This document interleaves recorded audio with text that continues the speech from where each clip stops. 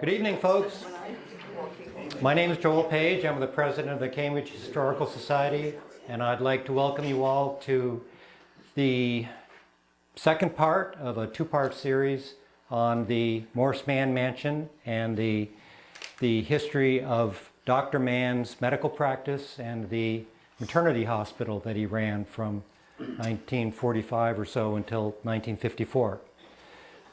The first part of this production is now available online, so if you missed it, go to the Cambridge Historical Society website and you'll find it there. It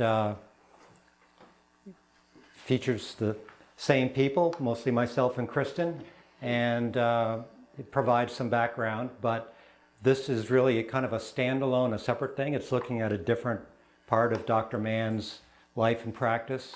It actually follows up into his the end of his practice in 1991. So he had a practice. He was practicing as the community doctor from 1940 until 1991. He had many other interests and involvements in the community as well, and you'll be hearing about some of those. So we've got some technology going on here. This annoying light over on the side is not going to be on during the showing of the film, so you don't have to worry about that. The reason it's on is that we are filming the showing of the film because there's this introduction, and at the end of the film we're going to, Kristen Wells and myself are going to be kind of doing a Q&A if anybody has questions or comments you want to make. How many people here were born at Dr. Mann's hospital? 1, 2, 3, 4, 5. So that's pretty amazing. As I mentioned in the first film, when we moved here in the early 80s, it seemed like many of the obituaries involved people who had been born in Jeffersonville, and being new to the village, I didn't understand how so many people in such a small community could have been born in the community. It didn't take long to realize that it was because the hospital, the maternity hospital was here, and I think there were something like 1,300 babies born there over the space of about 9 years. I want to say a special thank you to Richard Gagne, who is doing the filming. Richard is responsible for filming this this whole video. He edited it. He's helped make it available online. So Richard's been a huge asset and is allowing us to enter a kind of a new phase in the life of the Cambridge Historical Society, where we can record and then get online many features, but most importantly, we're doing oral histories of people in the community, and it's been a while in coming. We've always done some oral histories, but actually making them available for people to see was a real challenge. And now with this technology and with the web, of course, we're finding we can get that out there and greatly increase access. Kristen Wells is going to be the person that is mainly featured in this video. Kristen is the youngest daughter of Dr. Mann, and she wasn't born at the hospital, but she grew up in Waterville, as did Dr. Mann. She left briefly for a career in computer technology, computer marketing, but returned to raise her family in Waterville, where she still lives. And she has a lot of insight into not only her family and their involvement in this community, but you'll see there's connections here between Dr. Mann and Copley Hospital, Lemuel Union High School, Smuggler's Notch Resort. There's all kinds of ways that Dr. Mann and others in this community have kind of been woven into the fabric that makes this community what it is today. And it's really interesting hearing her talk about this and, you know, sort of awakening this awareness of how one person or a number of people can have such a big impact. So with that, I'm going to shut up and sit down and let the film roll. Thank you. One thing I wanted to mention to you, Joel, is that just as he was finishing his schooling, he, of course, had to do an internship. And he did that at the University of Vermont Medical Center, of course. And it was in pathology. It was a 2-year internship. And it really is, I believe, one of the reasons he developed a very good skill as a doctor, because he became a very good diagnostician.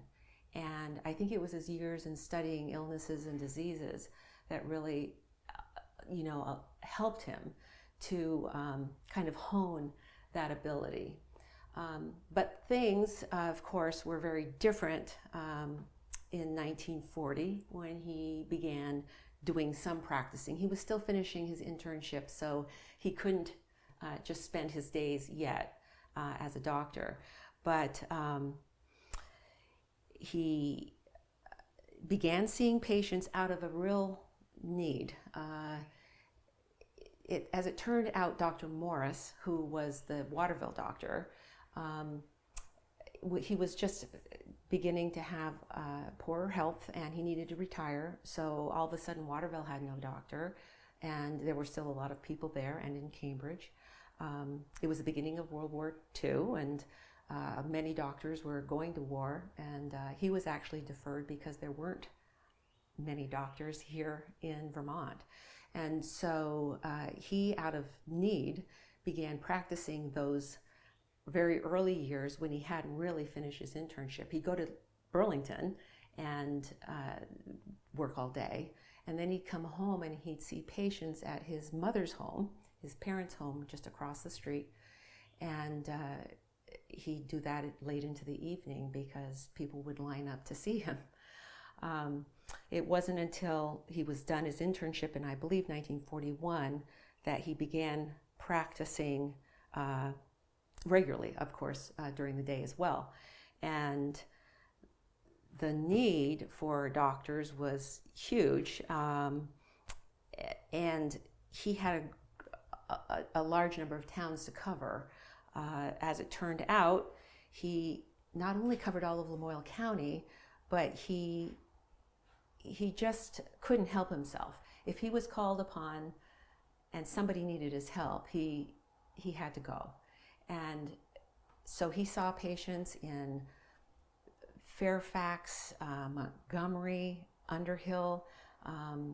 Dr. Town was a doctor there, I believe, but again, he was older and he needed help there. Bakersfield, he even would get calls from people in Burlington, and he would go out in the night and see people he knew in Burlington, or who would call them from Burlington, because he was becoming known as a doctor in this area. And I assume by this time he had his own vehicle and was driving all these places. We've moved out of the horse and buggy and the walking stages into a reasonably modern car. That's right. For the late 30s or early 40s, whatever car he had. Right. And during that time, as you're pointing out, it was still early on, and there were a lot of things not available for people like we take for granted today. A lot of places around here didn't even have electricity going into World War II. That's right. They didn't have phones in their homes, so if they needed help, they either had to write a letter to him to ask him to come to see them, or they would have to walk a long way to find a telephone to call in. And many of them didn't have cars. Again, you're just coming out of those Depression years. It was a time when people were struggling, and so people couldn't come to him, even though he wanted them to. He had to go to them, and that meant he couldn't see as many people, truthfully, because he was out on the road traveling to get there. And so house calls were a way of life for the country doctor, and he would travel up to 40 miles a day just to see people in those early days. This was his black bag he took. He actually took 2 bags with him when he went to people's homes. Had the typical things you would think: stethoscope and blood pressure equipment. This was an otoscope that was used for ears and nose. And he basically really treated people for the common diseases. I mean, ear infections, measles, mumps. People would get appendicitis, and they would develop diseases like leukemia. So he did have a broad range of different types of things that he serviced. And of course, the black bag was completely filled with bandages and splints of all different sizes and types. And he also had to take, there weren't pharmacies around either. I mean, that's another thing that we don't think of. He carried a second bag with medicines in it, about 20 different types that he used when he went to people's homes. He had his own pharmacy here in this building, in the room behind you, Joel, and there were over 100 medicines there. He had to mix some of his own and weigh them, of course, and dispense them. So he carried the medicines with him. And the amount of demand on him those early years was great. As it turns out, he did purchase this building from Pearl Morse Schaefer, and that was in 1942. And he set up a practice here, 2 exam rooms, a large waiting room, which was good because it was filled with patients. And he practiced, again, those early years of the 40s, as much as he could here, but he had to go out on the road consistently. The roads weren't good, and so he would sometimes get caught on them, In those early years, did he have nurses here? Did he have assistants? He did. He had a nurse on staff during those years and a receptionist, and so there was support here in the building for him. I have a couple of stories. You're probably not aware, but when my grandparents weren't living up on the farm in Waterville, they lived on North Prospect Street in Burlington, right next to the medical school. Right. So in the 40s, early 40s, late 30s, when your father was there, my grandparents were just about 200 feet away at their house, immediately next door. And probably they would have known each other from Certainly. Waterville, and I wonder whether there was any interaction while he was there, while your father was there with my grandparents. I don't know. Yeah. And then later in my career as state's attorney, from time to time, I would encounter your father with his bag when he was acting as the medical examiner. I would be at death scenes that I was required to be involved in, and he would show up, and it was always nice to see him because he was so calm and competent and reassuring. And he knew that we were going to get through this okay with his assistance. So. Oh no, that's wonderful to hear. He ended up being the state medical examiner from the early years on. I think 1941 is the certificate we have in the other room because, of course, he was really the only doctor in the area. So he had, that job to do as well. And he was called out all because of that, of course, and the many births that he had in people's homes. He was called out all hours of the day and night. And it was really also during those early years that my mother and father started their own family. So he was busy on all fronts. Yeah. I do have this little sign here. My father had it posted: "Do not ask for tasks equal to your powers, but for powers equal to your tasks." So I believe he probably had needed a lot of energy during those years. Now, tell me about the hat that's over here. Well, my father always had a hat, and he went out on calls well prepared. Again, think I had mentioned how poor the roads were, and there was one time he was on a call. Think it was north of Belvedere, maybe Montgomery. He ended up just getting stuck in a terrible snowstorm, and he had to walk 5 miles to find help. So there was no time that he left home without being really fully prepared, because he never knew what he was going to run into. And of course, that was one of the hazards of house calls, is that he could run into trouble as well while he was out and about on the roads. So because of the demands that my father was under during those years where he was traveling so often and out on house calls, he was going to where the problem was, and the people weren't really very able to come to him. But he was finding that the conditions really in a lot of these homes were difficult. People were living hard lives. They were carving out farms and a life, in the country, and things were difficult. A lot of people weren't well nourished. A lot of homes were pretty impoverished. So he wanted to provide more equipment. He was hoping, because of the number of home births he was doing during those years, to provide a place for the women to come that would give them a chance to really take a break from some pretty difficult lives. He found that because of the hard lives that people were living, that in some cases people weren't necessarily living long lives, and that the needs for caring for babies would be better if he could provide a service here in his office building. And so it was in 1945 that he opened the Roger W. Mann Hospital here. He purchased several pieces of equipment that were special for it. He actually wanted an X-ray machine and a fluoroscope that he invested in. That was to meet the needs of the many accidents that would happen on the farms, and that was primarily the various types of services he provided. He was doing a lot of home births, and he was taking care of a lot of farm accidents. So he invested in that equipment, and then he changed the entire second floor of this building into a maternity hospital for women, and that really became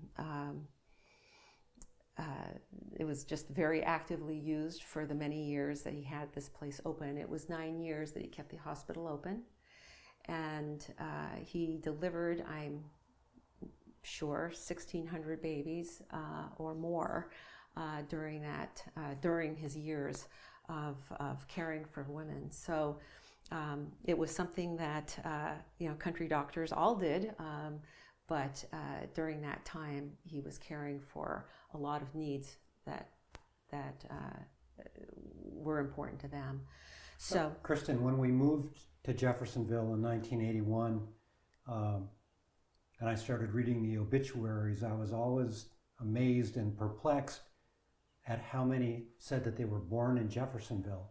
It seemed like an awful lot of people to be born in Jeffersonville, just this little village. And then I learned that your father had a maternity hospital here for 9 years, and that pretty much explained it. 1,300 babies that's about the size of Jeffersonville right there.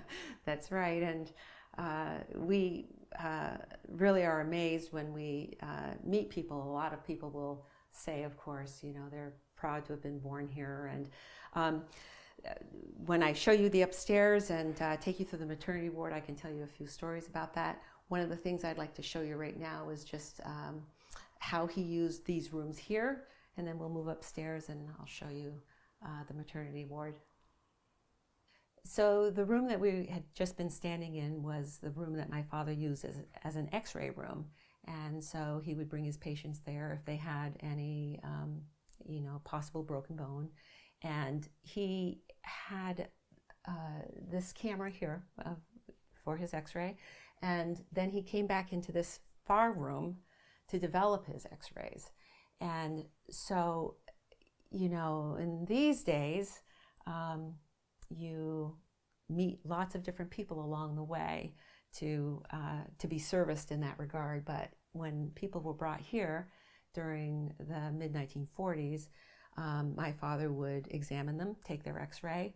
He would then come back, develop the film, hang the film, read it, analyze what the problem was, and then he'd go back out and he would, set the bone or, put on the splint, whatever was needed. So then have his nurses dispense the medicine out of the pharmacy that he had here. And one doctor would do, what maybe you have to now visit 10 people or so to do. So that was just the life of the country doctor. They had to really find the resources and take care of things themselves. And so he did that with this new equipment. And, for the time and for this area, it was real state of the art.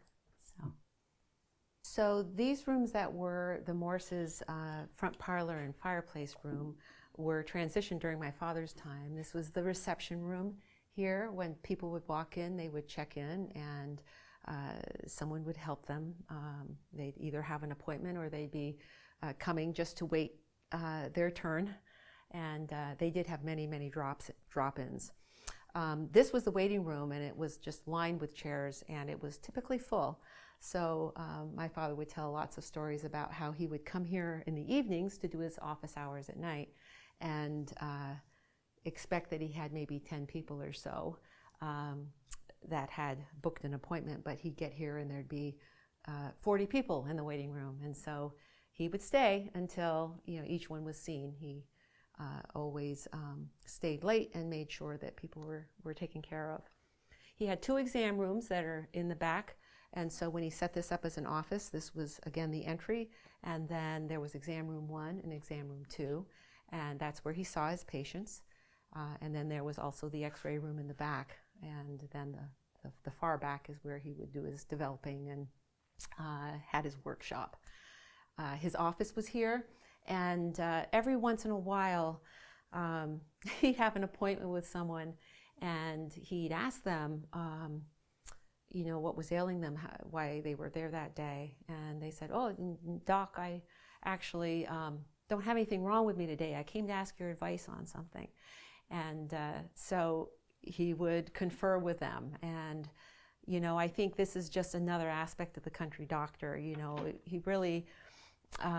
it was true of all country doctors, but they really ministered to the whole person, and they cared for the whole person. It was more than just physical. The doctors knew the people well. They knew their family life. They knew if their kids were having any trouble in school. They knew what their business was and if they were having any trouble in it. And so they could, potentially offer advice or help along the way that ultimately, of course, really did affect the person's health and well-being. So my father met people for any reason and helped them out, just along life's way. So it was in 1945 then that he opened up the hospital and made it possible for,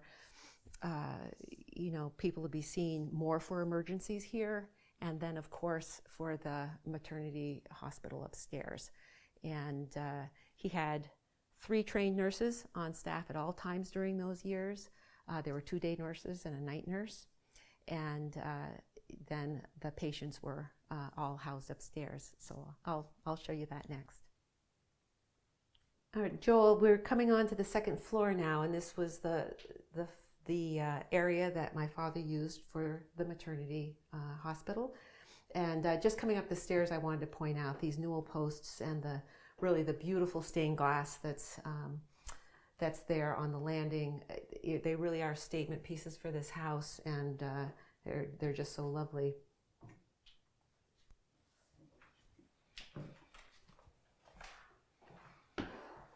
So I think I mentioned that my father spent so much time on the road delivering babies. I particularly like this piece here. It's a picture of a country doctor heading to someone's home for a delivery, but the shadow in the picture is actually a stork. So he did many baby deliveries, and the book that Joel has here has a record of many or most of them. Hundreds of names here. Hundreds of names. Most, of course, were born here at the hospital, and he had birth certificates for all the people born here, so he could easily record them. Some of the people who were born in the homes, or he was also on staff at the Mary Fletcher Hospital, and so he would go there for deliveries at times, and he didn't always have all the information when babies were delivered in other locations. But you know, there's a lot of neighbors and friends that are listed in this book, and it's a wonderful record to have. I mentioned he had 3 trained nurses at all times here when he was running the hospital. This is the uniform that they wore with their pins as well, which mentioned that they, of course, were trained and educated. Where did they come from? Oh, interestingly enough, that's a good question. My father had a number of friends in the Boston area because of going to school in Quincy. And as it turned out, my mother's sister was a very accomplished nurse who worked in the Boston hospitals. And so because of the people he knew and my aunt, they really knew people along the way who were graduating, were interested in moving, going to the country, or having different experiences and really improving their education as a nurse. And so they would come up here and do a stint at my father's hospital. And they were very well trained and came from great schools. So he really felt like he had a wonderful staff. I have some of the things that he used in his hospital here. We'll go back and see some more in the back, but this is the this is the scale all the babies were weighed on, and he had little bottles here for nursing the baby and for feeding the baby. And most mothers were given a few days to kind of catch their breath, and the nurses took care of the babies, helped them take care of the babies for a while. Again, I think I mentioned that a lot of these women were living in some pretty harsh circumstances. I mean, they had large families, they were working a family farm, and so oftentimes when their children were born at home, they didn't really get any time off. They would end up having to get up the next day, they would have to get meals for their family, and they would have to even potentially work on the farm. So my father wanted to get them out of that kind of circumstance, to give them a rest, and he felt that he would strongly encourage them. The best thing to do would be to strongly encourage them to come here and stay for as much as 2 weeks. And that way they could really recover and gain their strength, so they could go back and be able to really more effectively take care of the home and be a lot healthier. As it turns out, he actually thought it would help their husbands too, to learn a little bit about what the wives were doing, because then they had to take over a lot of the work at home for them, and that perhaps that they get a sense for how their wives were really doing in that role, especially with a lot of the burdens that they were carrying. So the women would come here and stay for 2 weeks, and one woman told my father that the best vacation she ever took was having a baby at Dr. Mann's hospital. So I guess her time here was very good. My father hired a good cook at the time that he opened the hospital, so there was excellent meals served here. And again, the people who stayed here, which were mostly maternity patients, had the chance to go outside and to rest and to have a little bit of time with their new addition to their family. I have a hospital bill here which shows the costs of delivering a baby at Dr. Mann's hospital.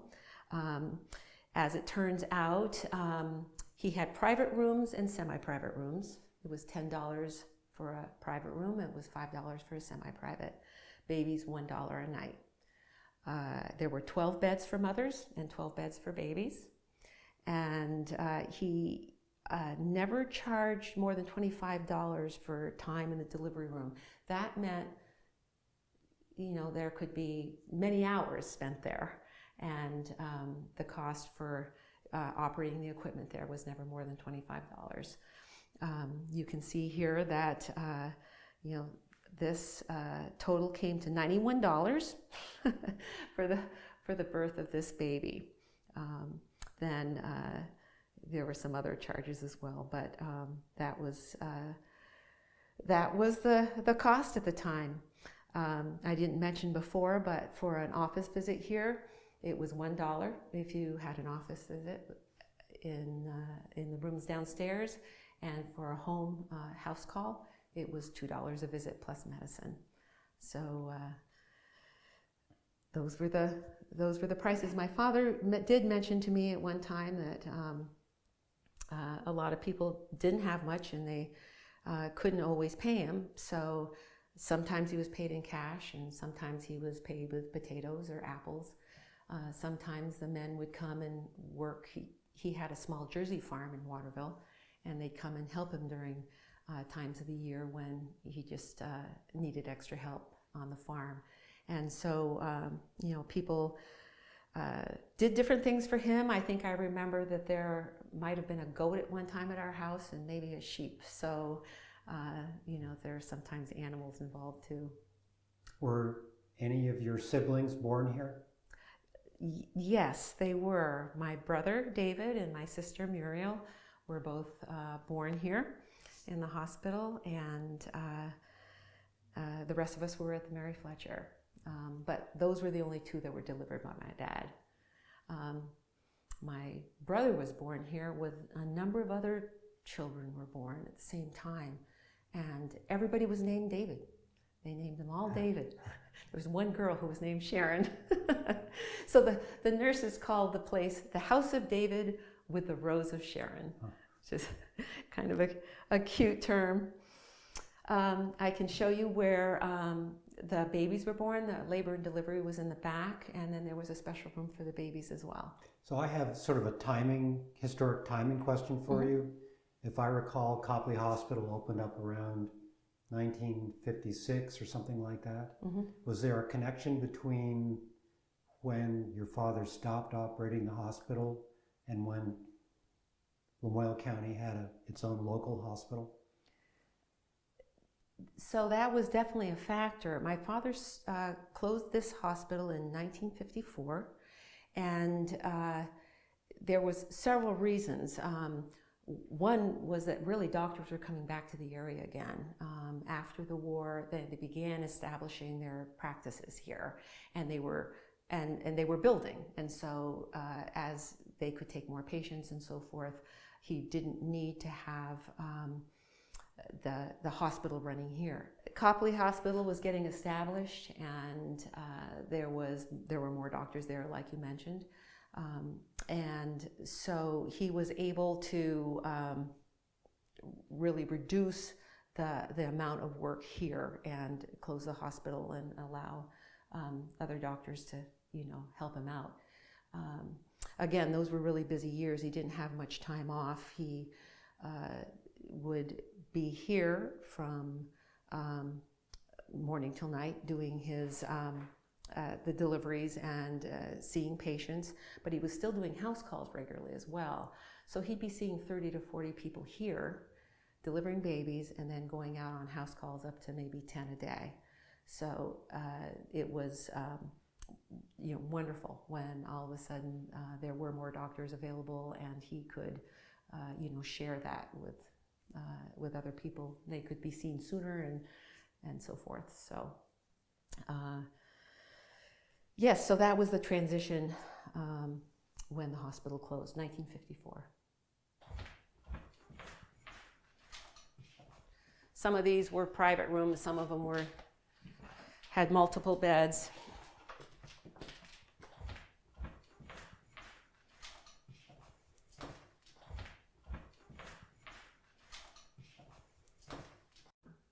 So we're standing right now in the back of the house. We're over the carriage barn, and this whole area over the barn was renovated by my dad to create the maternity hospital here, where he did labor and delivery and took care of the babies. So this is something that he changed after the Morse family sold him the property, and this whole area was created with several patient rooms back here. And then the room you're looking into here was the labor room. When women went into labor, they were brought into this room, and they would spend their time here. And it wasn't until that they were getting pretty close to delivery that my father would be called. He had a back bathroom here where he could prepare for any kind of surgery or for the birth. So it was a special setup where he could, get his hands washed and things without touching anything, and he could get prepared in very sanitary conditions for the delivery of the baby or for any minor surgery he needed to do. So the woman would come in here to labor. He'd be contacted when they were close to delivery, and then they would be wheeled into this large room, and there was equipment here that he could use to really care well for not only the mother but the baby. One of the things that he was really very pleased about, I know in general he was a pretty humble person, but he was very proud of the fact that he delivered all of those babies, 1,600 plus, and he never lost a mother. And that was something during those years that was quite an accomplishment, because those were difficult times, and there were a lot of complications during deliveries, and he was always able to save the mother if there were those complications. So that was something that he was always very pleased about. So he did not have an anesthesiologist or a surgeon on call. I mean, he was the surgeon, and he was probably the one administering any gas or whatever was being used. Yeah, that's correct. I mean, he did. He had the skilled nurses, and I'm sure some of them helped him with that. They certainly were on hand for a lot of emergency situations. So I'm sure that just like a country doctor is well trained because of the kinds of things they experience, I'm sure the nurses were too. So they may have assisted him in some of that, but he was the anesthesiologist, and he was the surgeon when one was needed. If he came across something that was he felt was out of his realm, or he didn't have the equipment to take care of, he would either put that person in the car and drive them as fast as he could go down to the Mary Fletcher Hospital. Again, Copley wasn't really available during those years. Mm-hmm. And he would take them there to emergency.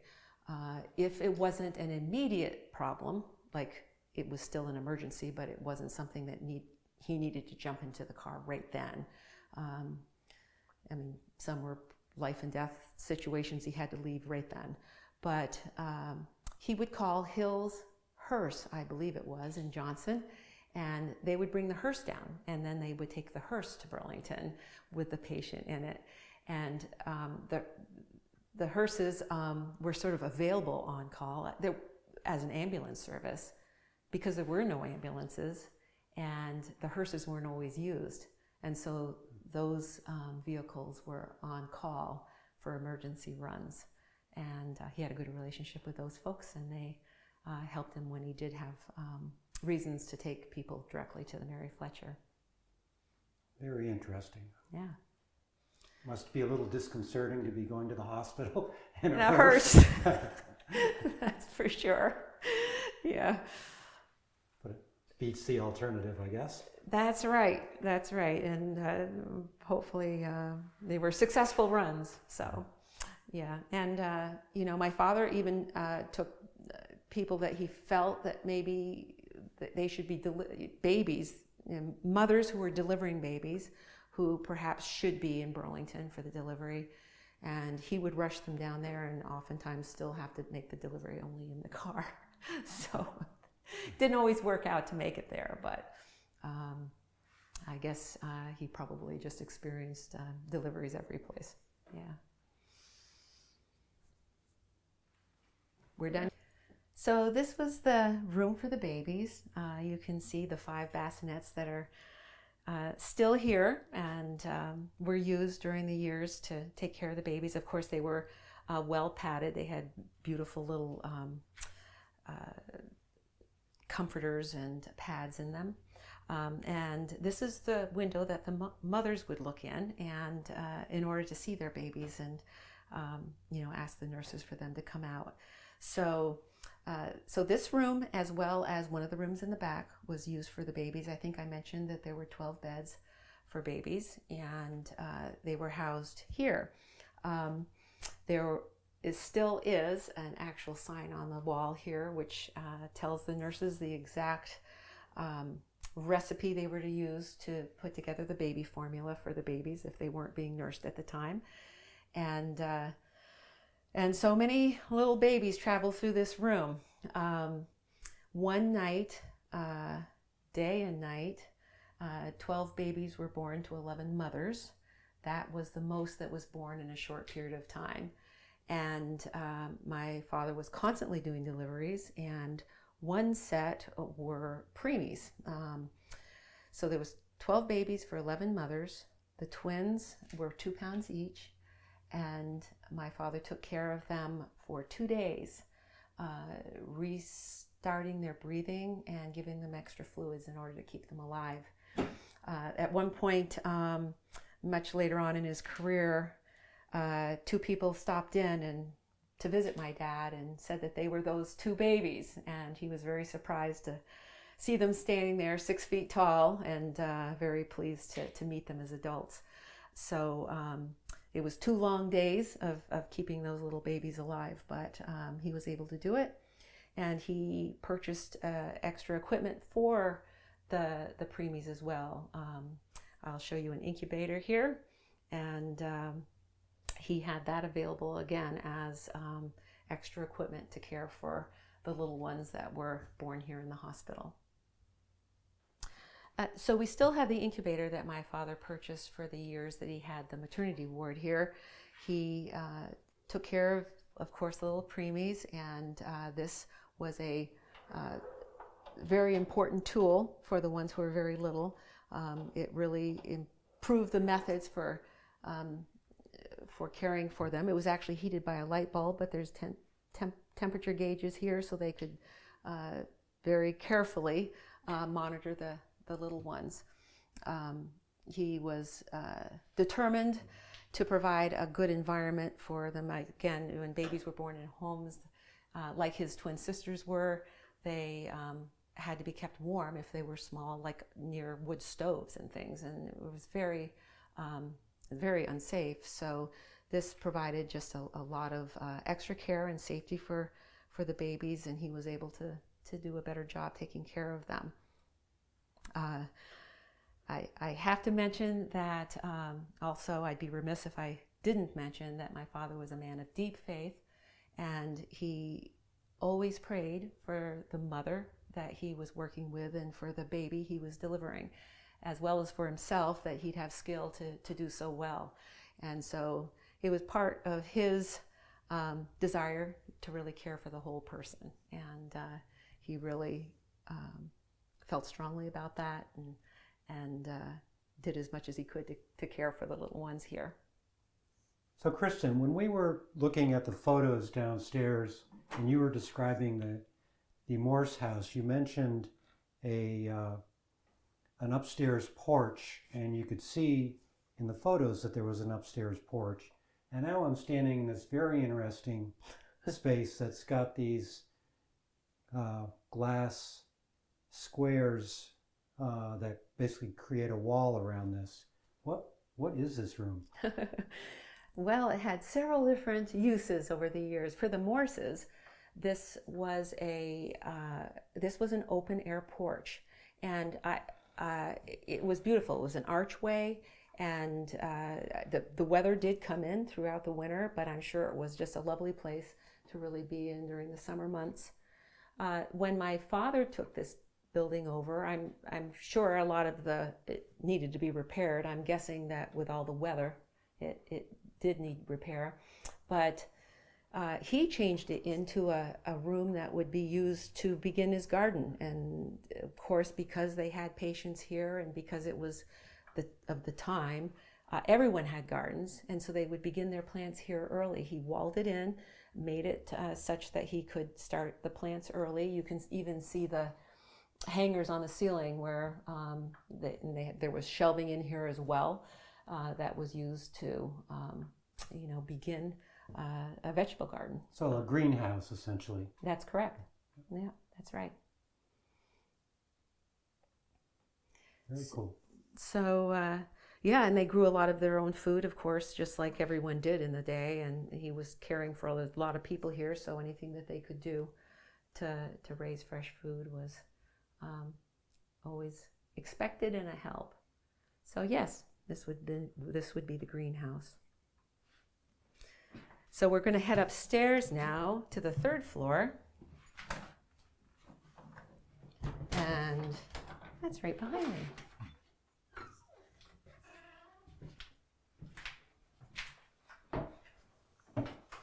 I'm taking my drink, Richard.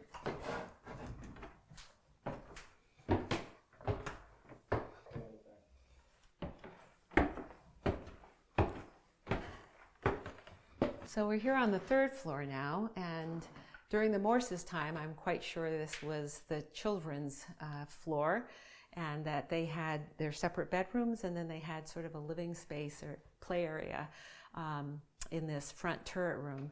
And during my dad's years, this was the nurses' quarters. And so the nurses would live here, and of course, then they'd be available, at all hours for the needs of the patients that were downstairs. So this is the 3rd floor turret room. It has actually the original wallpaper from when the Morses built the place and decorated it. It's really a magnificent room.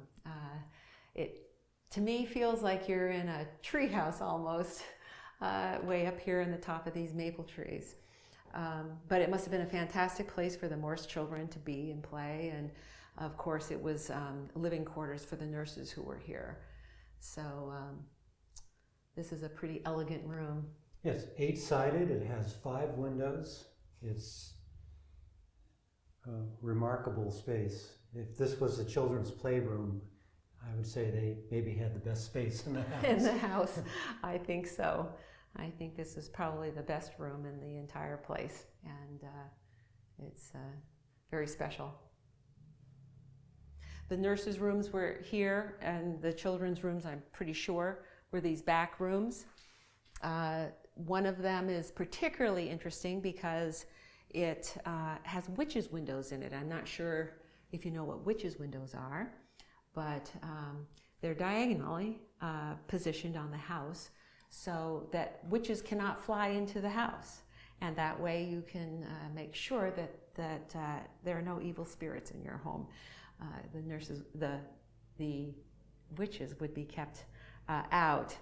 I've had a lot of people ask me over the years as I've worked here if I think that there's ghosts here, or it makes me think of those windows. But I always say no, because people didn't come here because of that reason. They actually came here to be healed, and there are so many little babies born here. I always felt that this was a very joyful place. It's got a real positive spirit to it. And at any rate, the witches' windows are just another old time feature, which is very interesting. So this room was renovated into a kitchen during my father's time so that the nurses would have their own kitchen area upstairs on the 3rd floor. And it's where the witches' windows are located. And you might wonder what witches' windows are. Well, they are windows that prohibit witches from flying into them because they can't make it through on their broomstick. So that way the house can be protected from any evil spirits. And I always thought that was just so interesting. You do see these on old homes when you drive by. You'll see them. And at any rate, I don't think there's any trouble in this home because the only spirits here are pretty joyful ones, and all the little children that were born here, it's just a very positive place. So when the hospital closed in 1954, my father really continued with a very active practice here. It remained very busy for a lot of years. He saw patients here regularly, and up to 40 a day actually, and still made house calls. So he was very busy, but not so much with births and not so much on the road delivering babies. So that gave him some extra time, and he really, I think, wanted to put into practice some of the things that he'd been thinking about and concerned about in the years previous, where he was caring for folks. And one of the things he felt very strongly about was that people be able to have good jobs instead of just working farms and with so many of the sawmills and various things closing. It was hard to get work around here, and he felt if people could really get a good education and get a good job, that it would really obviously service the whole person and help them overall with their life. So one of the things he always wanted was to provide for the children of the area a place to ski like they had over in Stowe. And the thought of opening up a ski area would provide a lot of jobs for people in the community. And so, as it turned out, IBM was just beginning in Essex Junction, and Tom Watson, who was the president of IBM, was opening up the facility there. My father had read about the fact that he was an avid skier and interested in the sport, so he contacted him and asked him if he might be interested in starting a venture here in Jeffersonville and opening up the Smuggler's Notch skiways. So Tom Watson was very interested. Excuse me. And so Tom Watson was interested, and he flew up in his helicopter to meet with my father here. He had his private pilot with him, and they discussed the opportunity. As it turned out, he had several friends, a brother, I believe, and also a good acquaintance, Lowell Thomas, who was a journalist and a newscaster. And he was an avid skier, and they all invested in Smuggler's Notch. So they didn't want the responsibility of running it. They told my dad they'd leave that to him. And so he was president of the Smuggler's Notch Skiways Association, and had Johnny Gates as his vice president, and Tom Watson and Lowell Thomas served on the board directors. And this is a few pictures of the these are a few pictures of the skiways going in. This is when they were clearing the first trail for this is when they were clearing the first path for the lift line, and you can see them bringing in some of the poles for that with the helicopters. It provided a tremendous number of jobs for the area, and it was something that, of course, has become very popular here in Jeffersonville. So, Kristen, as it turns out, my father was also involved in the early years with the Jeff Skiways, and I think it was as an attorney for the board or some capacity like that. I'm not sure that he was actually on the board, but as a result, we got either free or discounted tickets, and he had an appreciation for the area. So in the early years when I was still a kid, probably 58, 59, somewhere in there, we started playing hooky from church and on Sundays and coming up and skiing at Smugs. And now, 60 something years later, looking back, it's hard to imagine what Jeffersonville would be like if your father and the others that were involved had not taken the initiative to make that ski area happen. It's been a huge part of the identity and the economy of this town, and has changed many lives. You know, all the people that grew up skiing and learned to love to ski might not have had that sort of opportunity had it not been for your dad working with these folks to get that thing. This was a huge undertaking, bringing in helicopters, all the excavation. I imagine that Gerald Tatro and some of the people that ended up owning construction companies around here probably got a jump start in part because of their involvement. And it's hard to imagine what this town would be like had it not been for the development of Jeff Skiways and what became Madonna and Smuggler's Notch Resort. I'm not sure who was responsible for making sure that it was also introduced into the schools as a ski program for the kids, but I really do believe that a lot of people who would never have had the opportunity to ski or, you know, have some of the experiences and the exercise that it afforded would have been able to if it hadn't been introduced in the school systems and it became a school program for them as well. You said it better than any. Thank you, Joel. That was very nice what you said about all that afforded people in the area. Okay. So Kristen, you were mentioning that the schools developed programs which got the kids engaged in skiing and a relationship with Smuggler's Notch Resort, where I imagine many of them went on to work as their first jobs, and you know, many of us have memories of working up at Smugs in one capacity or another.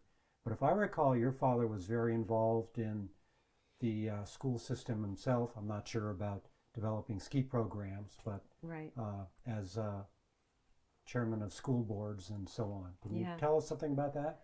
Yeah, well, that's right. At the same time as he was working on this this venture, he was also just really concerned, I think I mentioned earlier, about the education of the young people. And he wanted to ensure that people were trained well, young people were trained well to, through their academics and possibly through trade schools in order to be able to have good jobs. So, yes, my father was very interested during this time, not only with starting this venture, but he was very concerned about the young people and their having an ability to become well educated and secure good jobs in the future so they could be productive and live fulfilled lives.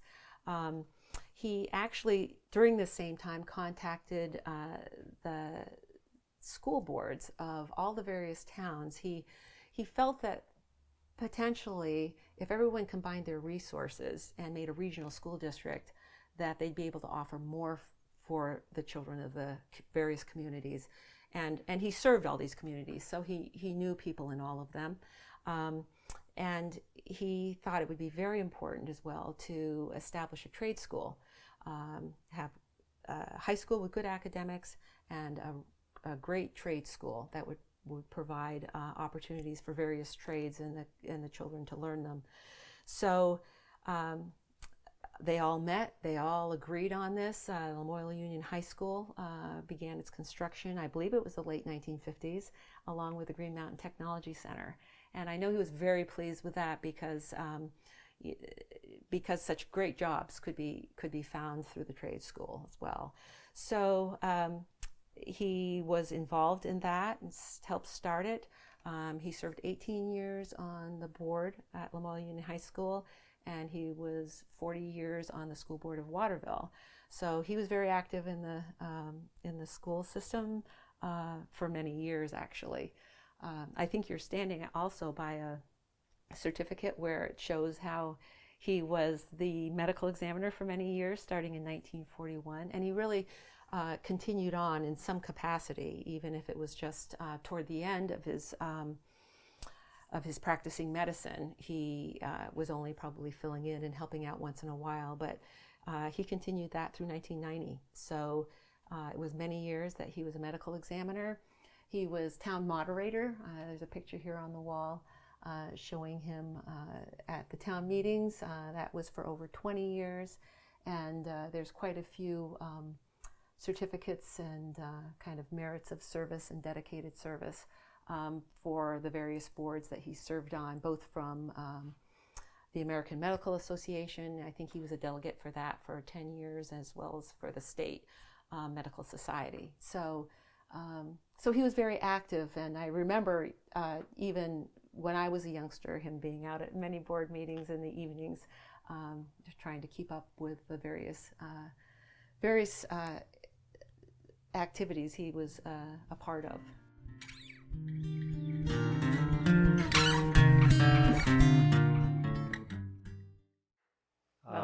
I was amazed at Kristen's ability to recall and connect so many different threads of her father's life and the community activities together. I mean, it's really interesting. Well, I'd like to thank you all for putting up with hearing me say some of the same things over and over. But as you can imagine, we did a lot of takes during the day, and I was pleased to know that you and Richard liked many of them. So, at any rate, I did have a couple of questions I had wanted to answer for you that were asked during the course of some of these presentations and our last get-together where I didn't have all the answers. So I'd like to start with that, if that's all right. Go for it. First of all, someone asked me how many rooms there were in the Mann mansion, and I couldn't recall at the time, but if you count the little rooms that were used for the nurseries, there were 25 rooms total, with 9 bedrooms and 4.5 baths. The two little nurseries were large walk-in closets, really, and but they were made into, a place for a number of infants. So that was the makeup of the building. A number of times people have asked me about what cars my father drove, and I did look into that. I knew my brother would have all the answers. And as it turned out, my grandfather did have vehicles in the real early years.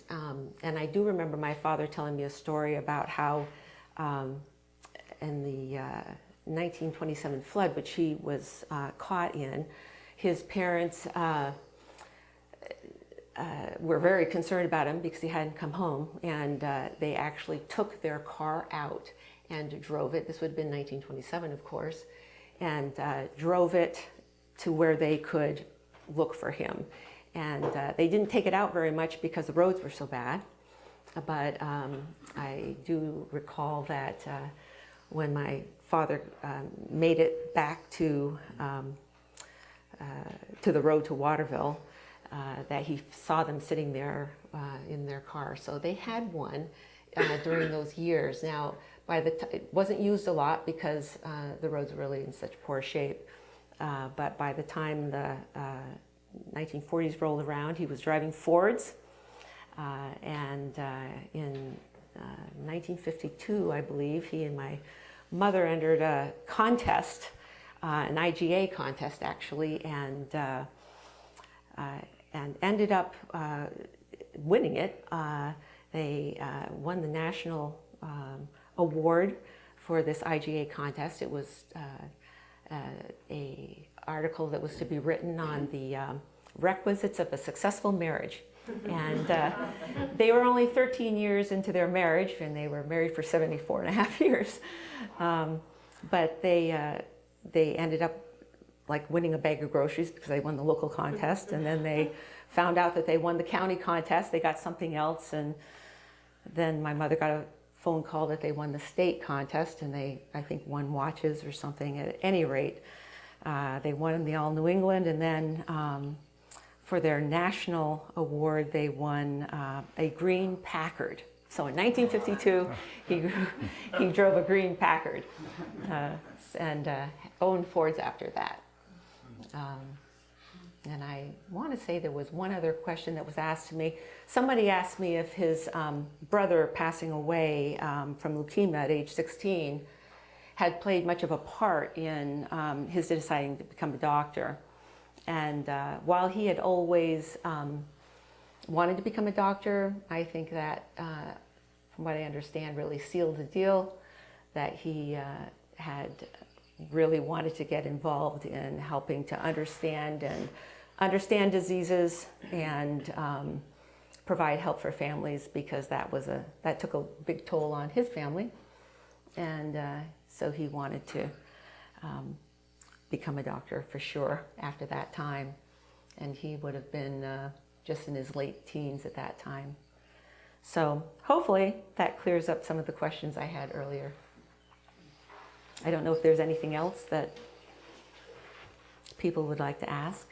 Yes. I have a question. I had the opportunity to take a tour during the time it was up for sale, and every room was filled with bookcases filled with books.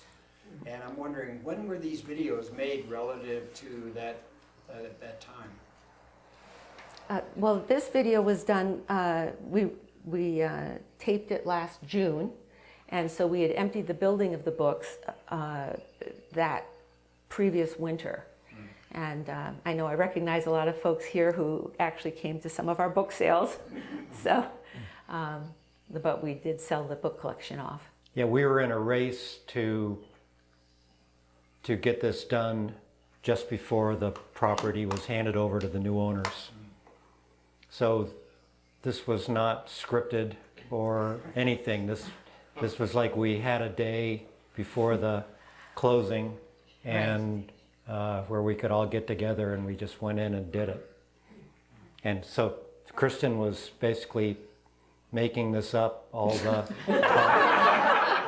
all the organization, all the comments that she made, the observations were just, you know, coming out of your, I guess you've probably been processing this stuff for a few years, but... Well, I've been working in the building for a number of years. I've been reading up on a lot of the things that my father had done, and you know, a lot of it are family stories that, you know, we always discussed at home. So I think that's why it's just part of my knowledge. But I did have incorrect about when Lamoille Union High School was built. That would have been in the mid-60s. Did you say 65 and 66? 66, yeah, 67. Yeah, and then the first class was 67, 68. Right. So. Did you ever go out with your father when you were growing up on calls? Yes, I did. I think most of us in our family went on calls with him. I had a couple of very special places I like to go. Mrs. Wright's house in Waterville was always a great place to go because she made cookies for my dad. So I got to go and eat cookies. But I did get to go one time on a call, and again, I think he took me specially because he wanted me to see. There was a family who lived in Belvedere, and we went on this long back road up on, I feel like it was forever, up on the side of a mountain, and anyway, they had a pet raccoon and a lot of little baby kits living on the side of in their woodshed, and so that was their family pet, was a wild raccoon. But yeah, I got to attend on occasion. Yes? I believe in the early 50s, your dad installed a shortwave radio communication tool so he could stay in touch when he was on the road with the hospital or with the home. What can you say about that? That it was an incredible addition to his practice. I'm going to have to ask my siblings here if they remember his call sign. KCD. Go ahead. What is it called? Yeah. K- 484. KCD 484. That's right, KCD 484. And I should know it. We've talked about it a lot, and I've read his articles about it. And as a matter of fact, I think Bonnie brought an article about it here tonight. But that saved him hours and hours of time. And there was a couple of great stories about that. There was one time when he was out on the road doing house calls normally, and a call came in to the office here, a panicked mother saying that her baby had eaten rat poison, and she just didn't know what to do, and she needed the doctor right away. Well, you know, the receptionist said he's out on a house call, you know, so in times like that, it was, I mean, time was of the essence. So, but because he had just gotten this radio, they called him from the building here, and they got him on the radio, and he actually was driving by the road, and I believe it was in Johnson.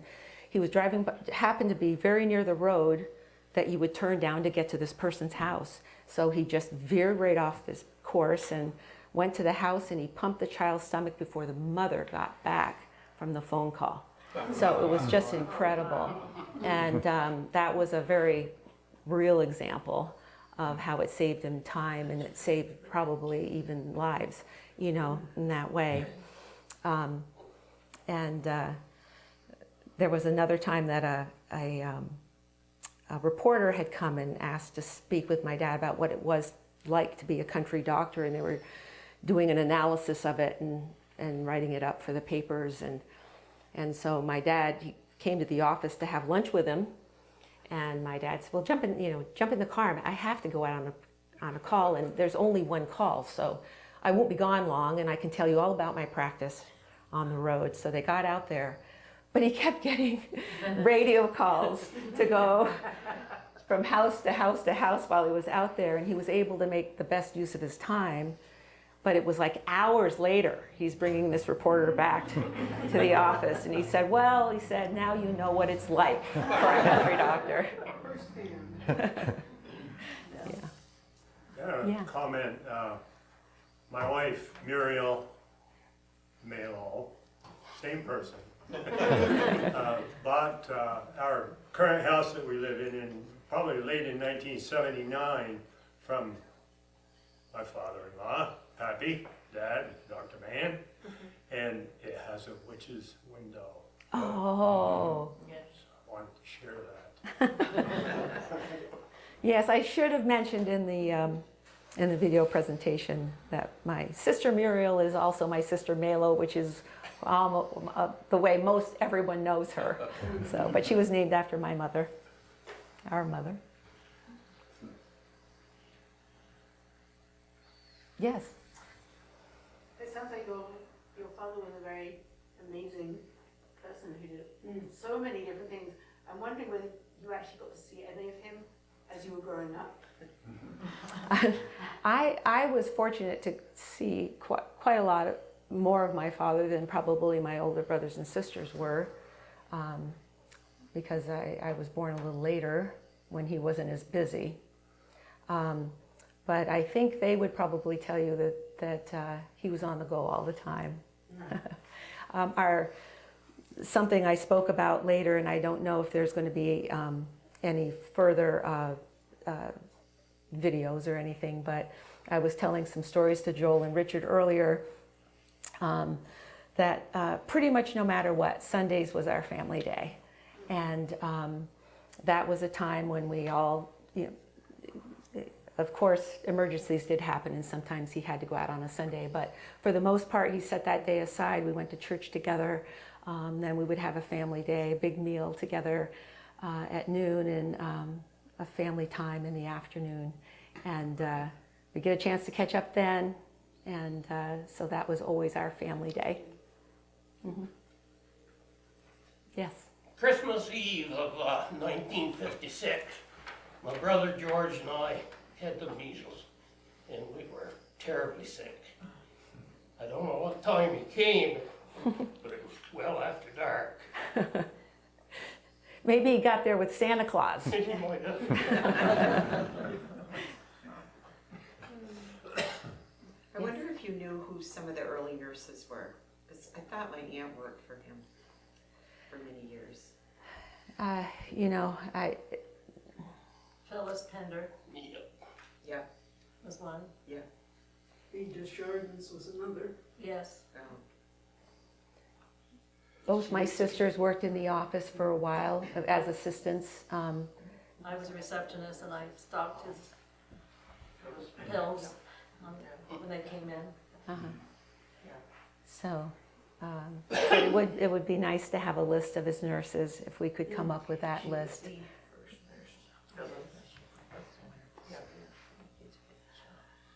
Any others that you thought She of? used to talk about working with Bee and Phyllis, so Phyllis Yeah. Pender was the first nurse.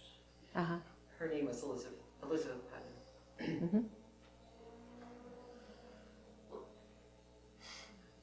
Yes. Two things that I was struck with watching this tonight was for one person to have done any one of the things that he did would have been very remarkable. But for one person to do all of that, yeah, that's just incredible. And he lived such a full life and did so much for the community. Yeah. Also, did he ever sleep? Well, no, that's very nice of you to say. And no, he didn't really sleep very much. I actually know that for many years he didn't sleep for more than 4 hours, 5 hours a night. He got used to a reduced sleep time, and I think, you know, you follow patterns in life, and so, you know, maybe that's why he got some extra things done. Oh, the rest of us were sleeping. The other thing that struck me, you probably remember the original Dr. Johnston, Leon. Oh, Yeah. Well, he was a lot like that too. His that's, clients were, I mean, they depended on him for much more than just taking care of their animals. right. Cheryl Johnston used to tell me stories that she remembered growing up. And that might be another interesting person to try to look into. Mm-hmm. Some of them were downright funny. Like she had, there was this one couple that farmers were very, well, I don't want to say poor, but we all know that farmers don't make a lot of money, and they made even less back then. Mm-hmm. But they had this goat that they were really attached to, and the goat died, and it was winter time. And they really wanted to bury the goat come spring. But what to do with the goat in the meantime? Well, the Johnstons had a big chest freezer. Oh. So Doc buried the goat at the bottom of the freezer and then put all the food on top. So Thelma wouldn't know. If you knew Thelma, she did not like animals. What she was doing, married to a vet and mother to 2 more vets. is a good Right. question. I'm sure there are a lot of funny stories like that in your family too, Yeah, that went with the territory. yeah, there were some humorous ones for sure. So Kristen, one thing that struck me is completely missing from your discussion about life at the hospital was, where were the fathers? Like, you know, did you have a smoking room where the fathers could go? Was there Well, knowing a my separate father, room? probably not. No, he would have encouraged people not to smoke. He was very concerned about people's lungs. But that's a good question. I wasn't, does anybody know what when the fathers came to visit? And They had the waiting room. they met in the waiting room? So they got to hang out with the sick people and just were fit in as it was convenient or something? Well, if they were farmers, they weren't there very much. That's right. There was And they were sometimes- busy taking care of all the kids because, Right, you know, Or cooking. getting their own meals. Yeah. that's right. There were some times that the waiting room would be so full that people would be sitting on the stairs as well. Like you said, when there was 40 people, they didn't all fit in that one room, so a lot of people were sitting on the stairway.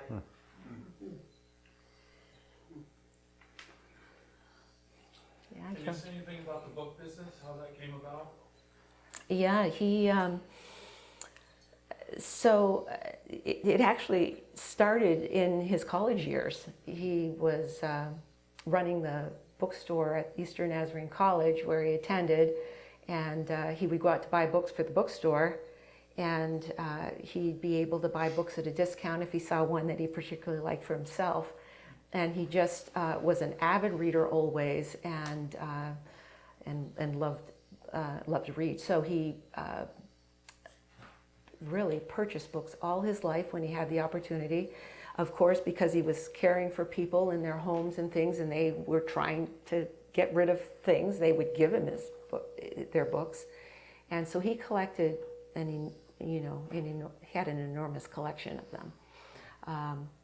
But he always thought, as the years went by, that when he retired, he would then open up a secondhand bookshop. And so he collected all those years and stored them in a storehouse that we had in Waterville. And he filled that up with books. So to your point, Jan, he also did that, and was really had amassed quite a collection of he had every genre, and many unique titles. So that was a lot of fun for him in his retirement. He would come home after another day at the office, only this time selling books, and he'd be happy to say, that he sold books all over across the United States and to many, many different countries. People who enjoyed, yes. Didn't he also collect muskets, old muskets? Yeah, I would say my father collected many things. Yes. He enjoyed coins, and he enjoyed guns, and so stamps. He had collections of pretty much. He had a lot of them in the horse barn where Roger Wynn lives. Yes, he did. In that one room. Ah. I can remember seeing them through the window.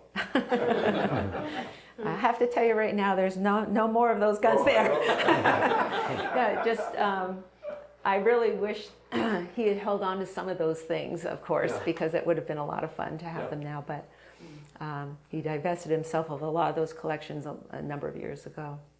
So, yeah. I have to tell you, I grew up on Maple Street, and when I was outdoors playing as a young girl, if I saw your dad's car come up the street or down the street, I would run for the house because I was scared to death. Don't know why, but I just was. He may have given you one too many shots. That could be. Yeah. Might have been in a hurry. I wasn't too pleased when I had to go into the exam rooms myself. So. Thank you. You're That's welcome. very nice. Anything else? All right, well, Kristen, thank you so much. Yes, Thank you all for coming.